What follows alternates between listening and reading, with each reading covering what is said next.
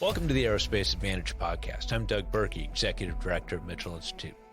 Here on Aerospace Advantage, we speak with leaders in the DoD, industry, and other subject matter experts to explore the intersection of strategy, operational concepts, technology, and policy when it comes to air and space power.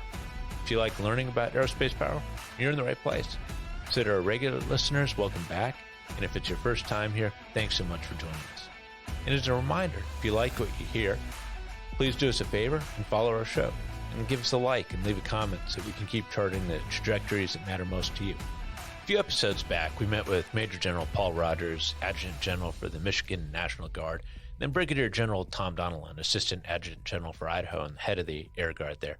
And they helped us better understand the details of the fighter shortfall that's facing the country. And they really made it clear for us that, the actual pressures that are on the flight lines right now. And today we're going to continue this conversation by talking to Lieutenant General Mike Lowe. He's the director of the Air National Guard and is based here in the Pentagon and is the key leader interfacing with all the states, the Air Force leadership and top DoD leadership, plus Congress. So he's an incredibly important voice in this conversation. He's a career fighter pilot. In fact, he was Heather Penney's commander for one of her deployments during Operation Iraqi Freedom. And the depth of his perspective is hugely important given what's on the line right now. Sir, thanks for being here. Hey, Doug, thank you for having me. We've also got Lieutenant General Dave Deptula and Heather Lucky Penney with us too. Hey, Doug, how's it going? Great to be here. Thank you so much. So, General Lowe, we had a great conversation with Major General Rogers and Brigadier General Donilon back in April. Given their lanes of responsibility, focused a lot on what they're seeing at the unit levels. Now, you've got a different perspective given your perch here in D.C. at the national level. How would you describe the demand we're seeing for fighters these days when it comes to COCOM requests? Demand for fighters is actually high. When you look around at the combatant commands today, everybody is looking for fighter aircraft and sourcing of fighters to deliver air power, air superiority, all the way down to a close air support.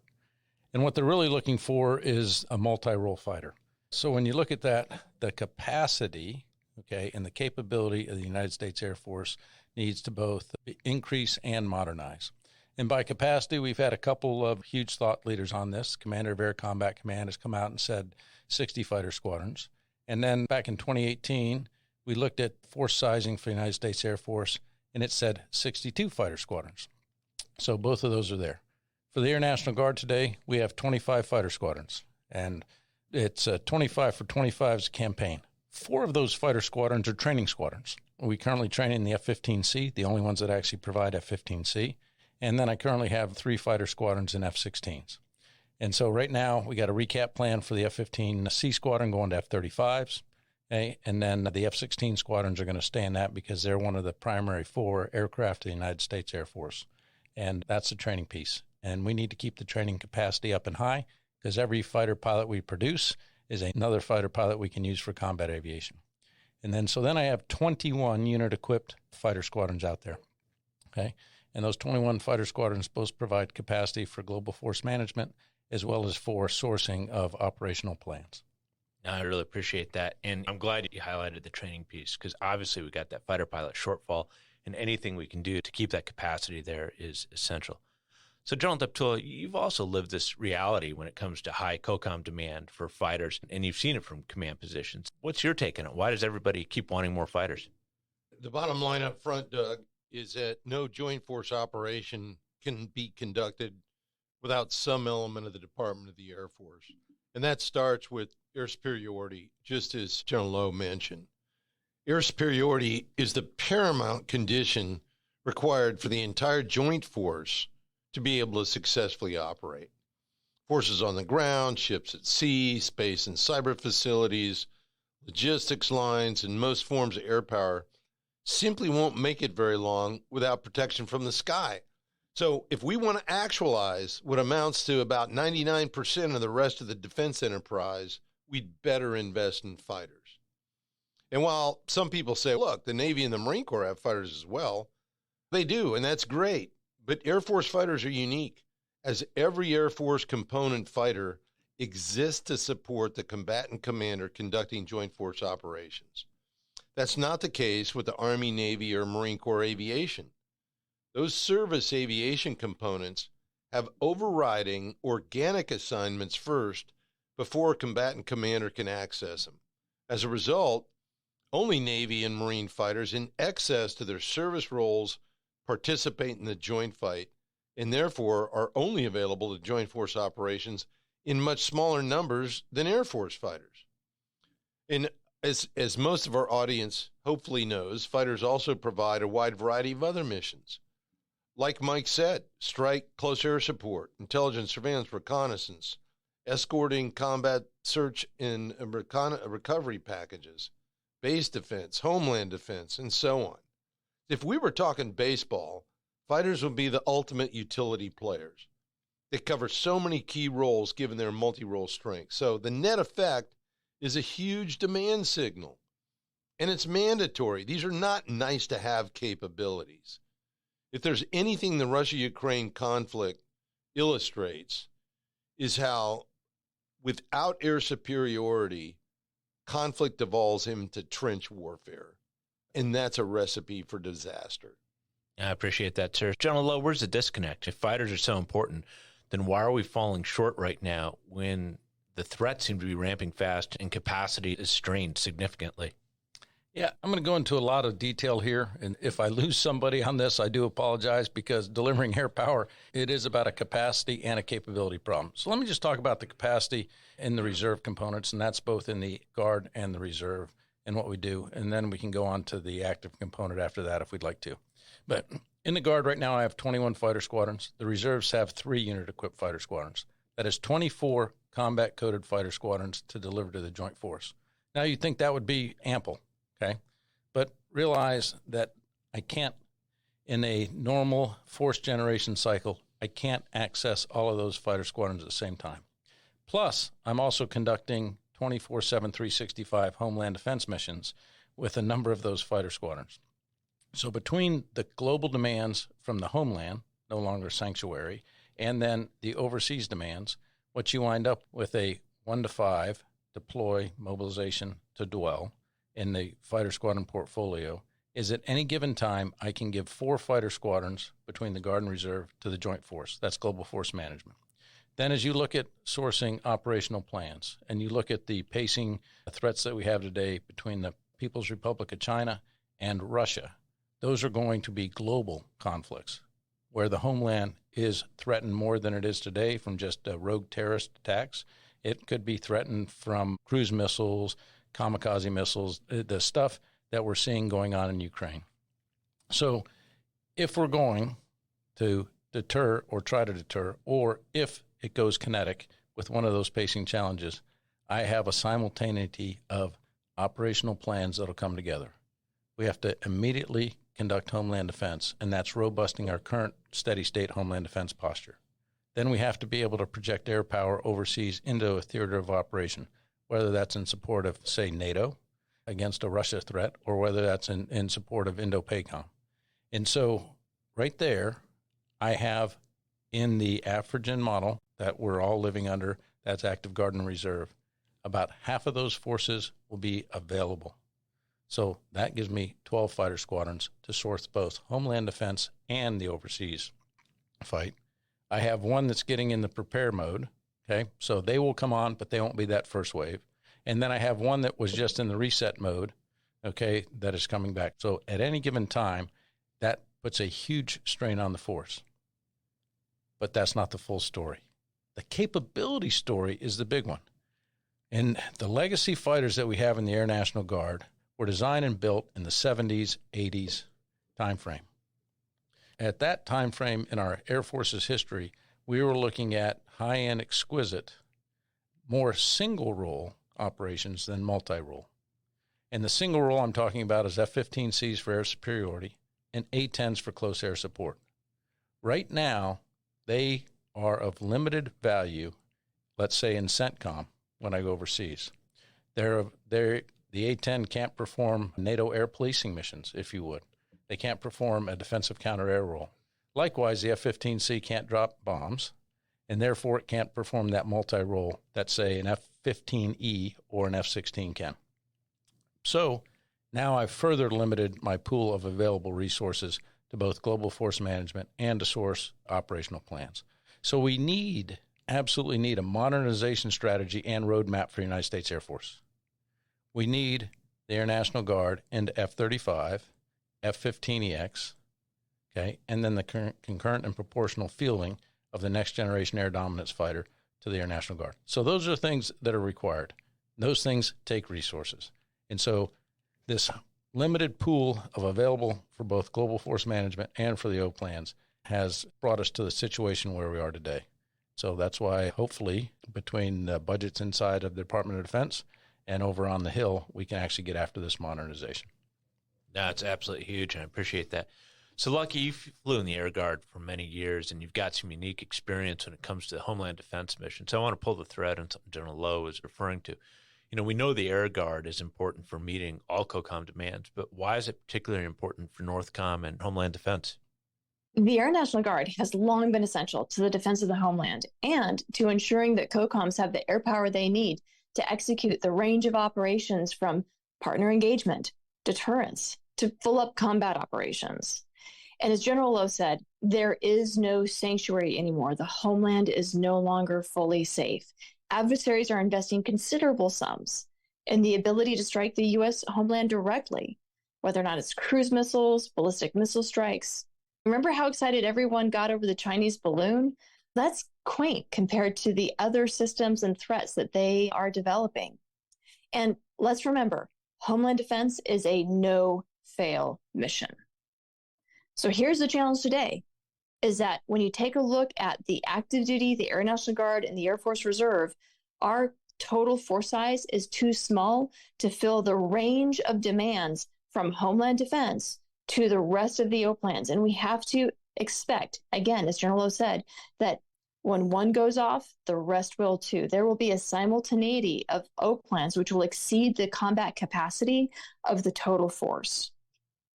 Now, we simply do not have enough, again, of combat aircraft capacity to do what the nation expects. And the Air National Guard is crucial. It's an essential for NORTHCOM.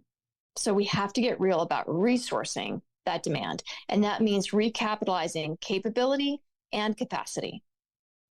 No, I appreciate that. And it certainly reminds me of the statements that Secretary Heather Wilson at the time were making about the Air Force is too small for what the nation is asking of it. General Lowe, time is a huge factor when it comes to sustaining a military force, especially one as highly trained as a fighter enterprise. And it takes years to train a fighter pilot or a maintainer, really, for that matter.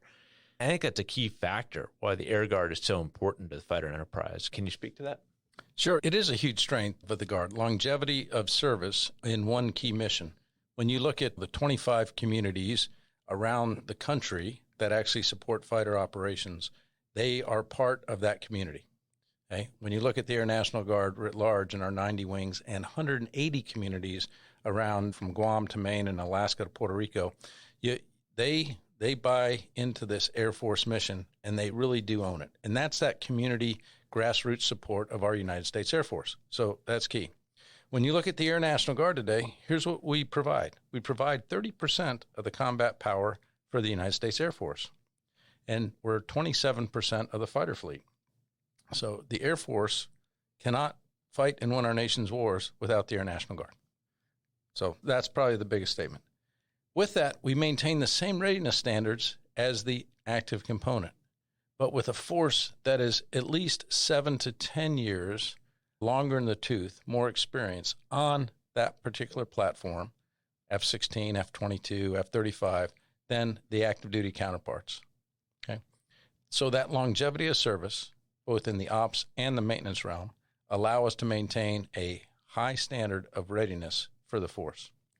And it also allows us to do it at a lower cost. Additionally, talking Homeland Defense, even though it's 27% of the fighter force, we provide 94% of the Homeland Defense mission. So that's our ability to defend here at home while simultaneously deploying overseas to provide combatant commander things.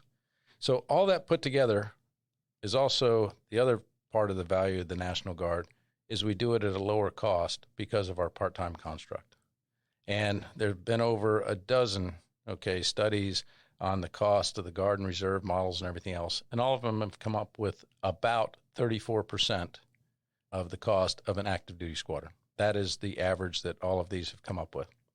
So that value of both the community support, the value to our nation of what we do from the homeland and projecting power overseas, the value of the units doing employ-in-place missions. Out of the 90 wings, 32 of them do Title X employ-in-place missions, where your Air National Guard is always on mission, means that the Air National Guard maintains a high state of readiness that can get after the nation's need and deliver air power anytime and anywhere for our United States Air Force. So we are absolutely key to the joint force and the ability to do that. I appreciate that. And General Deptula, this notion of experience and how long it takes to season people and maintain that edge, how did you see that play out during your career? Doug, I tell you what, my experience reflects a lot of what General Lowe just described.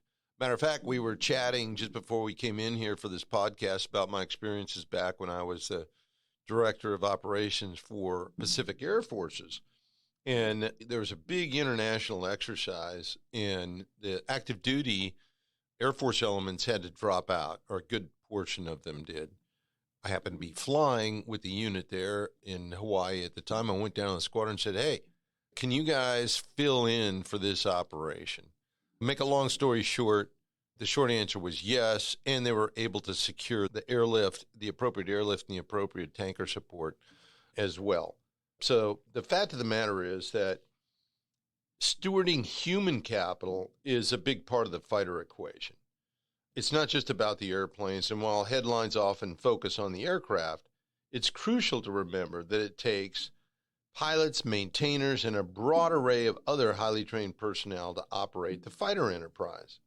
The fighters only deliver results if properly manned and maintained, and that includes having sufficient fighter expertise to fill critical staff responsibilities.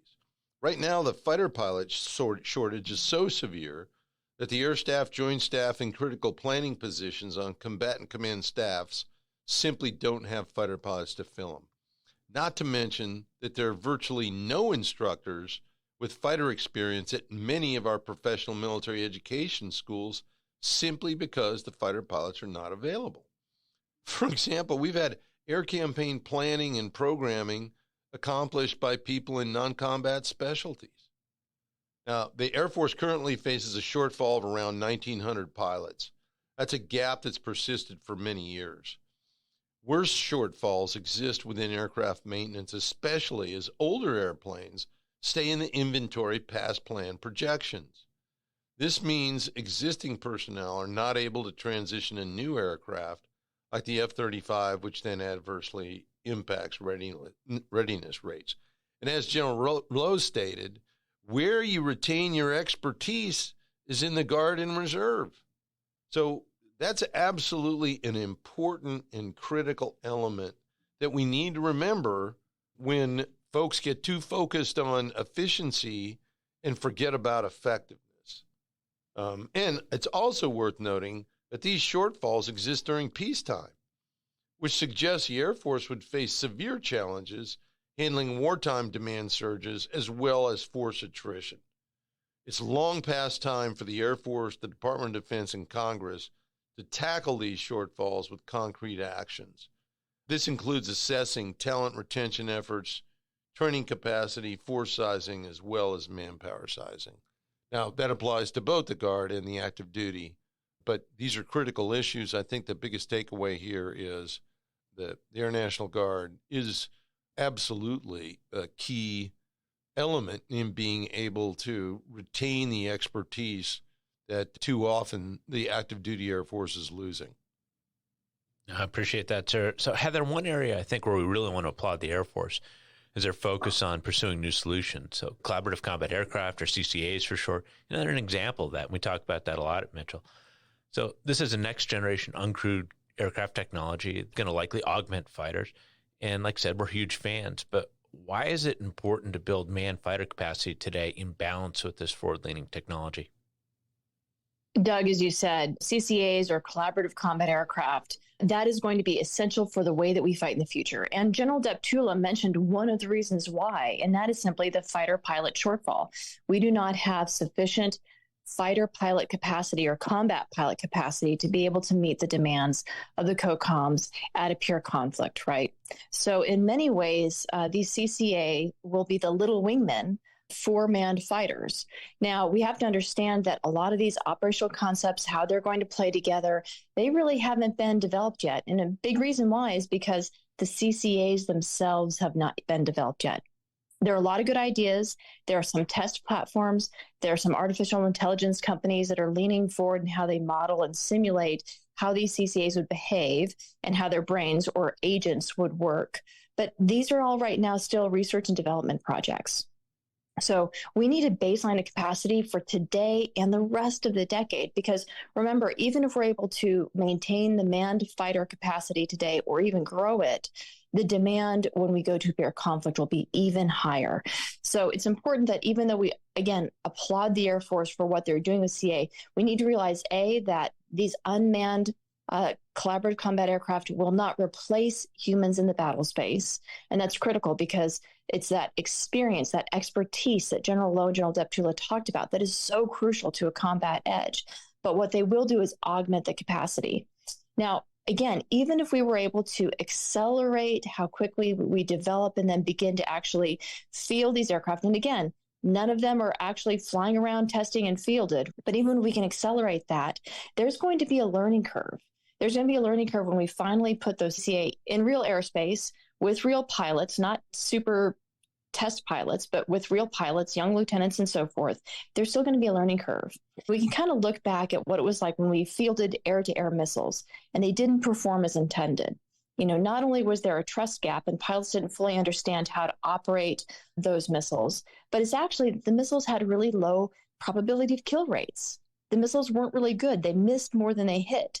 And there was a difference between what the technologists had designed and what they predicted, how the missiles behaved in test under those ideal conditions, and then how they actually behaved in real combat employment.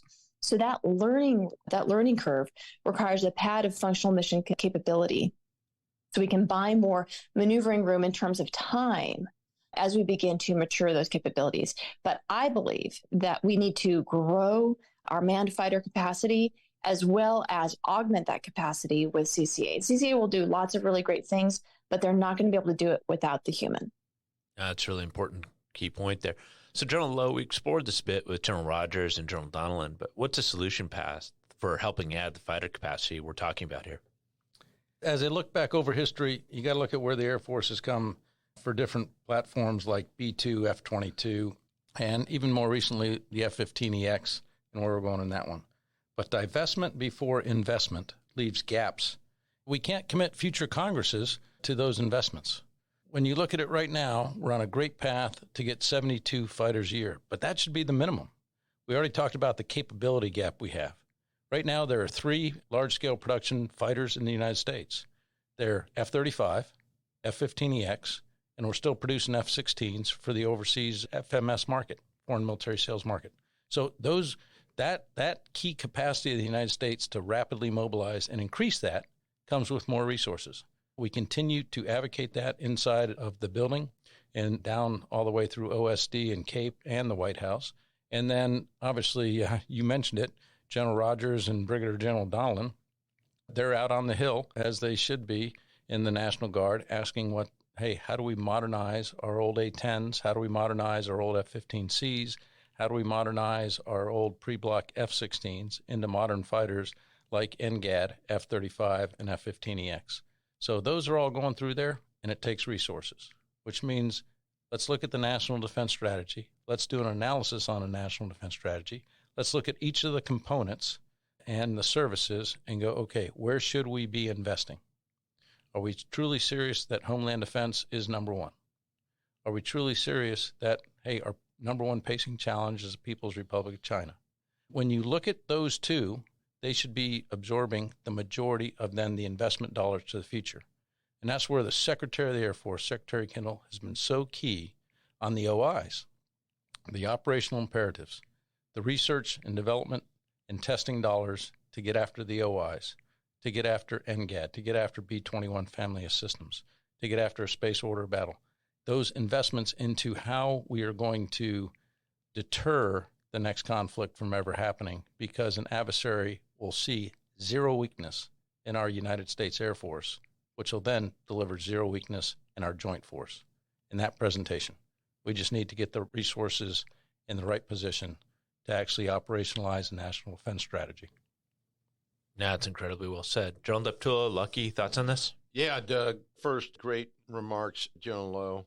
I'd like to refer everyone listening to the paper that Doug and Gus Costella wrote and we just released yesterday, entitled Accelerating Fifth Generation Air Power, Bringing Capability and Capacity to the Merge. Now, the reason I say that is before getting to the sections that describe F-35A, TR-3, and Block 4, Doug and Gus go into detail on the square corner that the Air Force is now in with respect to fighter force structure. And frankly, the solution is more resources. We need more resources to stop the death spiral that the Air Force is in.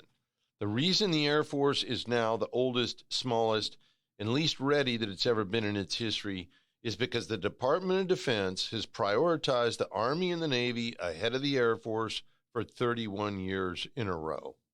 Now, how many in the audience know that the Army's received an average of $66 billion a year more than the Air Force for the 20 years post 9/11? Okay, they were given that money for Iraq and Afghanistan, but guess what? We're no longer in Iraq or Afghanistan, and we need to pull the Air Force out of the nosedive that it's in, and that requires a shift in resources from the other services to the Air Force. There you go. I've said it. We need capacity now. The money, and what that does is it requires money to sustain our older fighters until sufficient numbers of the new ones can be purchased to replace them. And the sooner we get newer aircraft on board, the sooner we can replace the older force. And frankly, that boils down to increasing the F-35 procurement rate. Bottom line is we should not take the enormous risk of divesting old iron before new iron is available, because that's simply a losing proposition. General Deptula, I think that's a mic drop. If you don't have an Air Force, you cannot have a joint force.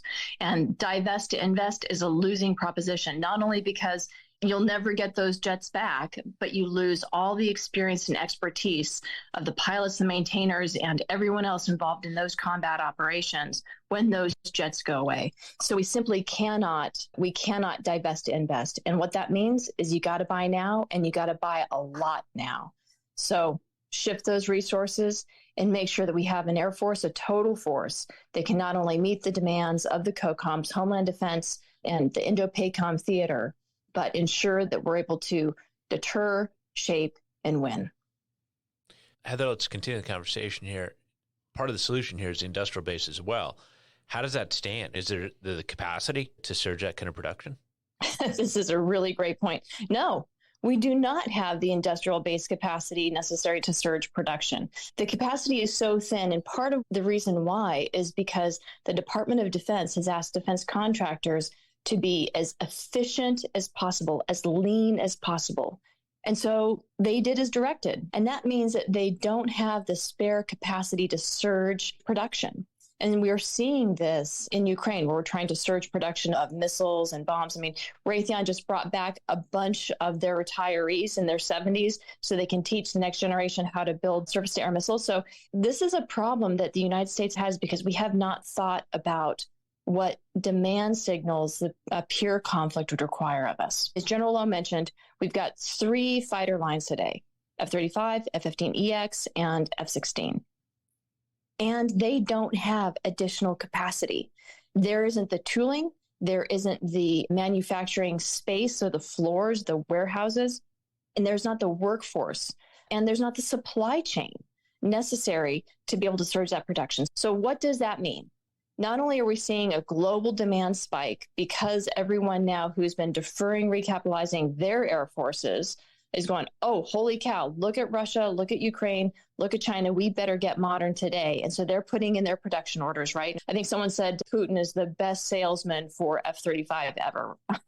But so not only are we seeing the demand signal spike there, which is sucking up some of that capacity, but what it really means for us in the United States is that we don't have the industrial production capacity to surge when we need it. And aircraft are not just-in-time production assets. So what that means is if you don't have that surge capacity, you have to ensure that you have the force size and you're holding on to that force size prior to combat operations. And we're talking about aircraft. But again, building out of this deficit isn't just about aircraft. It's about training and experiencing the combat pilot and maintainers. So we can't just simply instantaneously manifest that expertise just because DD-250'd or accepted a jet, right? So those are two things that we need to be very conscientious about, is that you cannot just instantaneously build aircraft. And by the way, the industrial base to build up the capacity that we need there is going to take years. So the only choice we have now is to buy as many as we can now so that they are in the inventory when the time comes.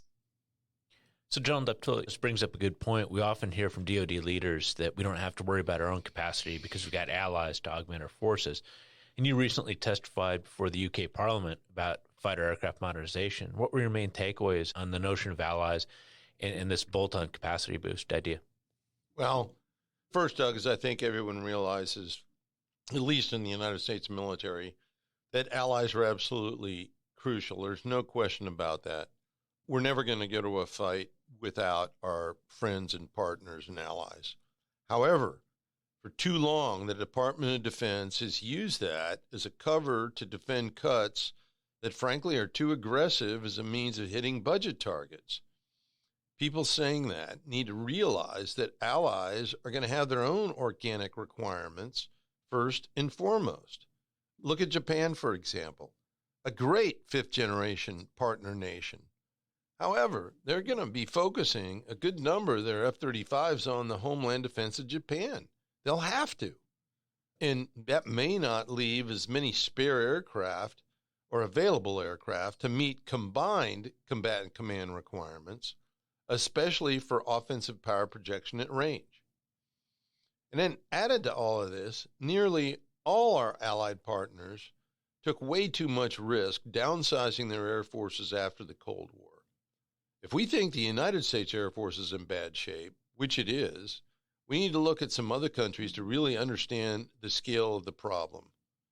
The Royal Air Force is a tiny percentage of what existed in 1990. It went from 36 combat squadrons in the Desert Storm era to 9 combat squadrons today. So the Royal Air Force is only 25% the size it was in 1991. Folks, are threats today greater or smaller than they were 30 years ago? There comes a point where their numbers, even if provided to a combatant command in their entirety, don't amount to significant volume to offset the amount of capacity risk that the United States has taken. I know that's complex discussion, but the bottom line is we have to build back our own Air Force structure. So, John Lowe, talking about this notion of capacity and experience, the Air Guard has unique ties to the war in Ukraine, given that California is a state partner for the Air Force. And as I understand it, one of General Hurrigan's first calls was to the California Air Guard leadership for insights and perspectives. What has this conflict taught you when you put it in the context of a fighter shortfall? Yeah, air power is abundantly clear. The war that they're fighting in Ukraine right now, and I think we're on about day 492, okay? It was February 24th last year, is really a war of land attrition. This is trench warfare. This mirrors what happened back in World War I. Nobody has air superiority over the battlefield, okay? For our United States Joint Force, the last time an American ground soldier or Marine was fired upon by an enemy aircraft was 15 April 1953. That's the last time. We have enjoyed air superiority, okay? But we don't do it without investment in a modernized, well-equipped, capable Air Force. And so when you look at the lessons out of Ukraine, that long state partnership program has allowed the Ukrainian Air Force to maintain some periodic air superiority over the force, both from a defensive counter-air perspective, shooting down kamikaze cruise missiles and doing that defense, to actually projecting air power, okay, and also through the development and some help of the Western allies of putting new capabilities on their older MiG aircrafts like HARMs, JDAMs, those types of things. That has been enabled, a lot of it, through our training efforts in the State Partnership Program. The State Partnership Program is unique to the National Guard. We have 88 partners with over 100 countries around the world. And so from an Air National Guard perspective, we go out there to train and modernize new air forces, to provide new air forces the capability to contribute to the total air power required for our allies and partners to come join us in any sort of coalition operation. And they have. From my previous time as the Adjutant General for the state of Colorado, I had 2 partnerships, one in Jordan, one in Slovenia. Slovenia will, to this day, say that the reason that we were able to get up to NATO standards was the Colorado National Guard. They've deployed with us down to Afghanistan. Jordan is our second state partner program. They have been in every major conflict, to include what's going on today over in Syria and others, with us. They even deployed forces down to Libya when NATO took on the Libya operation. Those partnerships allow our allies and partners to grow to both a capacity and capability for full interoperability with our coalition forces that we have out there. And so those partnerships are very powerful. Going back to what Ukraine has demonstrated, it's the importance of air superiority in any conflict. We need to both defend the ground troops as well as have command and control of the air. And so that's why we continue to say an investment in the United States Air Force is an investment in the Joint Force, which actually realizes the national defense strategy. Now, that is really well said, and I appreciate it. And General Deptula and Lucky, we've touched upon this in various parts of the conversation. You consider the importance of air superiority and the rest of the fighter mission. Where does that really leave us with the strategy of divest to invest? The Air Force is still trying to retire far more aircraft than it seeks to buy over the coming years. Doug, unfortunately, the short answer is that without additional resources being provided by the Department of Defense and the Congress to the Air Force, divest to invest is the only answer that the Air Force has if it's to find the money to invest in future capabilities. And that's why I said earlier that the Air Force is in a square corner. Now, it got there as a combined result, a series of a lot of things, and I'm sorry to simplify this, and perhaps too much, but this isn't something that happened overnight. This has happened over 30 years. As a combined result of the underfunding of the Air Force. Remember what I said earlier, and folks just don't realize this. But if you take pass-through out, the Army and the Navy have received more funding than the Air Force for 31 years in a row. The other part of this is misplaced priorities on the part of the Department of Defense and joint leadership. And quite frankly, all of these factors need to be reversed. Divest to invest is a losing strategy. The Air Force is cannibalizing its combat capacity right now. And if you don't have an Air Force, you cannot have a joint force.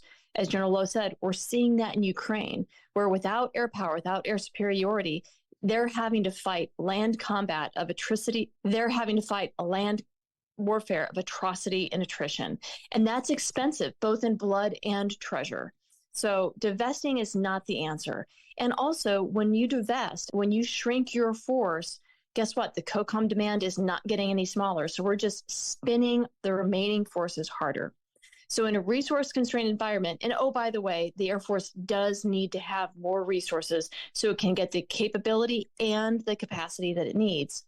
But in a resource-constrained environment, the Air National Guard makes sense. Take a look at the numbers that General Lowe shared with us.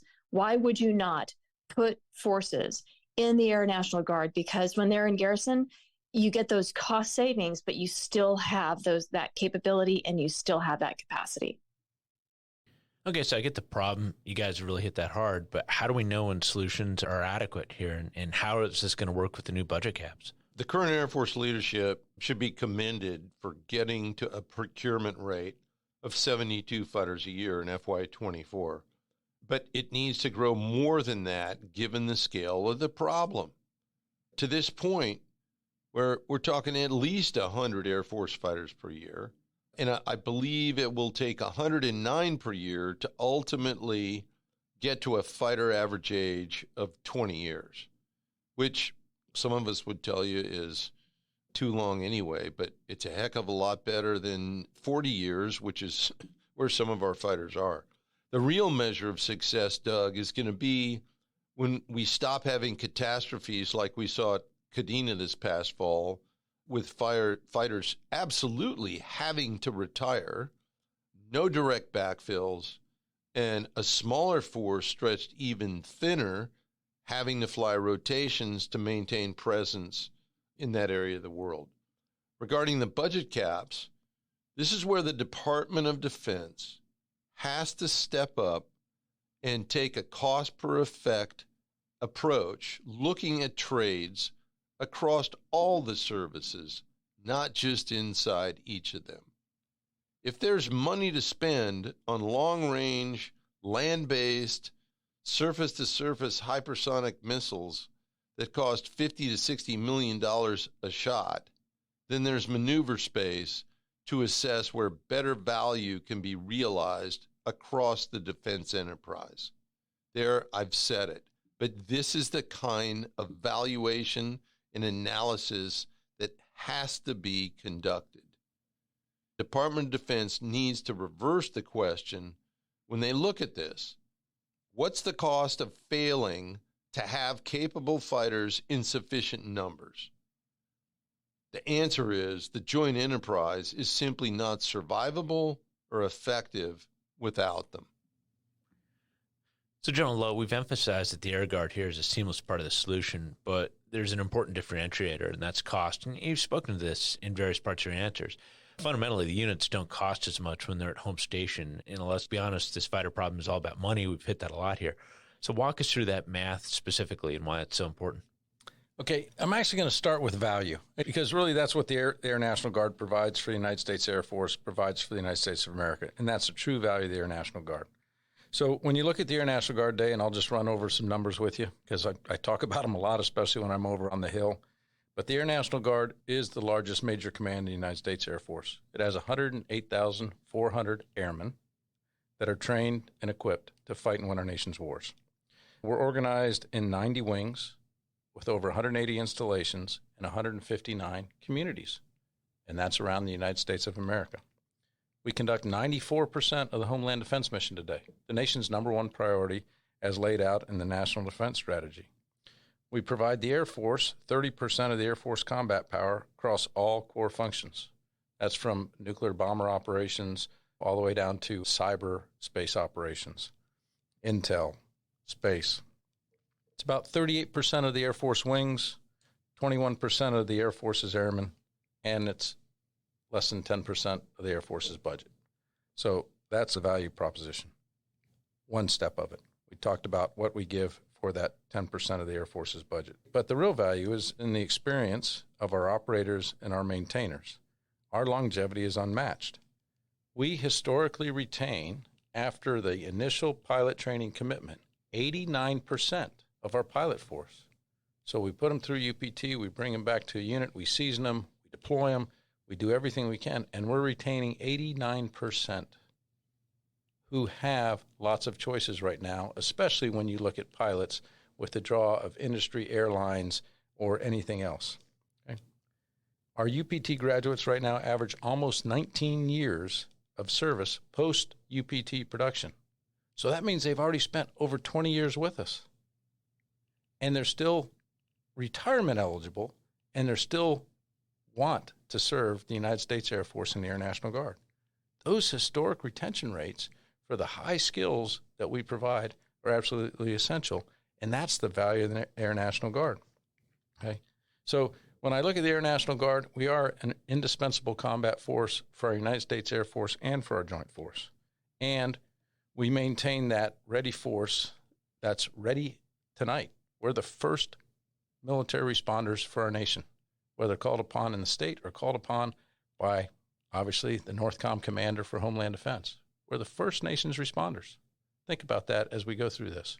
And so it's not just about cost, thank you very much, but it's also about the value that the Air National Guard provides for the nation. That's a great summary. So what about when folks say that it's too hard to get to Air National Guard aircraft and crews when they need them for an unprogrammed, unplanned demand? That's always been what I like to say. It's a false narrative, and I'm going to say it that way. It is a false narrative because the first thing is we've always said, hey, we're always ready, always there. But I start with this. We're always on mission. So right now, out of the 90 wings, 32 are on a Title 10 mission today. So we must be pretty easy to access if I got 32 of them doing mission today. Okay. And then when you look at unplanned and unseasoned things, there are many things that we can do to get to an actual, and they've laid out tons of authorities, to get to the Air Guard when we need to be there. And we actually just came back from Corona where we had a long discussion on how we get access to both the Guard and Reserve. Some of our units are first movers when you look at the capacity that we have. And so we have to be able to get past the narrative that we're not accessible and get to actually, here's how to access the Guard and Reserve.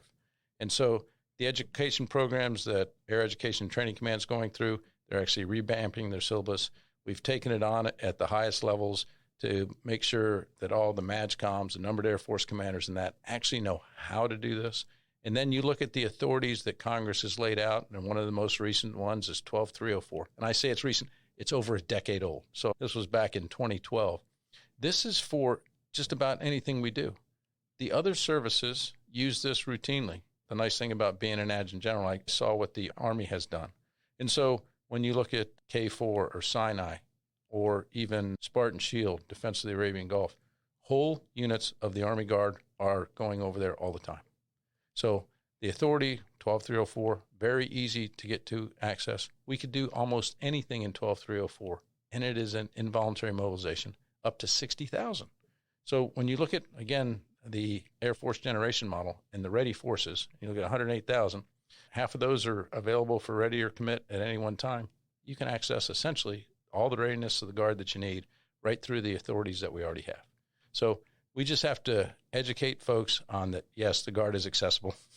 The Guard is ready. The Guard is on mission today. Okay, we'll be on mission tomorrow. And then actually figure out how we're going to do this as we move on into the future. No, I appreciate that as a great summary. Folks, we're at time, but General Lowe, General Deptula, Lucky, really appreciate your voices and your perspectives here today. This is such an important topic. Like I said, we applaud the Air Force for getting the fighter by up to 72, but we obviously got to keep pushing to get above that. And the Air Guard is going to be a huge part of filling the gap. So again, thanks for your thoughts today. Hey, folks, thanks for listening today. Thanks for the Mitchell Institute for taking on this, especially when we talk about air power. For the Air National Guard, it's about recapitalization, and it's about engaging our communities in this national defense narrative and making sure of that. The Air National Guard provides value for America. Your Air National Guard is always on mission, and we're always ready and always there for America. Thank you very much for all your advocacy. Thank you very much, General Lowe, for being here today, and not just for being here today, but for doing all that you do as a spectacular leader for the Air National Guard. We wish you all the best. General Lowe, it's been a pleasure to serve with you and for you, and thank you for being here today. And with that, I'd like to extend a big thank you to our guests for joining in today's discussion. I'd also like to extend a thank you to our listeners for your continued support and for tuning in to today's show. And if you like what you've heard today, don't forget to hit that like button and follow or subscribe to Aerospace Advantage. You can also leave a comment to let us know what you think about our show or areas that you think we should explore further.